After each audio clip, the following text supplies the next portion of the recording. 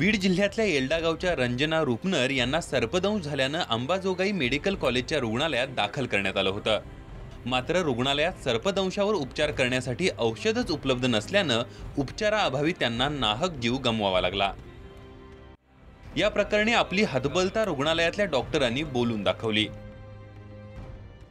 SV आपल्याकडे उपलब्ध नाही आहे, ते प्रशासनाने उपलब्ध करून दिल्यानंतर आम्हाला द्यायला काय प्रॉब्लेम असणार आहे ना।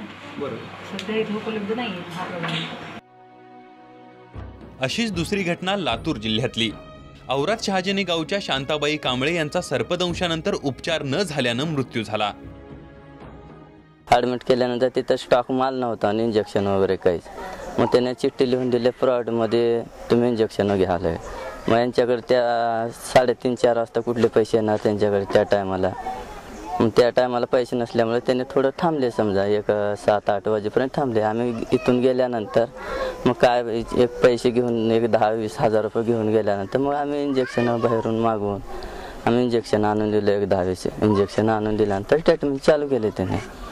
मग नंतर इंजेक्शन तेवढे झाल्यानंतर आमच्याकडे पैसा संपला।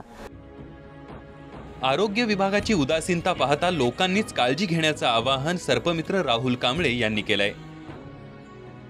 प्रशासनाकडे खूप मोठ्या प्रमाणावरती अँटी स्नेक वेनमचा पुरवठा असणं हे अत्यंत गरजेचं आहे। मात्र लातूरमध्ये आपल्याकडे लातूर जिल्ह्यामध्ये तालुक्याच्या ठिकाणी सुद्धा ही लस उपलब्ध नाही असं दिसून येतंय। तर प्रशासनाने याच्यावरती गंभीर याची दखल घेऊन प्रशासनाने लोकांचा जीव वाचवण्यासाठी या जीव वाचवणाऱ्या प्रतिबंधात्मक लसीचा मोठ्या प्रमाणावरती या ठिकाणी पुरवठा ठेवावा हे अत्यंत गरजेचं आहे। राज्याच्या कानाकोपऱ्यात आरोग्य सुविधा पुरवल्याचा दावा करणाऱ्या या सरकारला आरोग्य विभागाचे वाजलेले हे 3-13 कधी दिसणार हाच प्रश्न आहे। सचिन अंकुलगे, जय महाराष्ट्र, लातूर।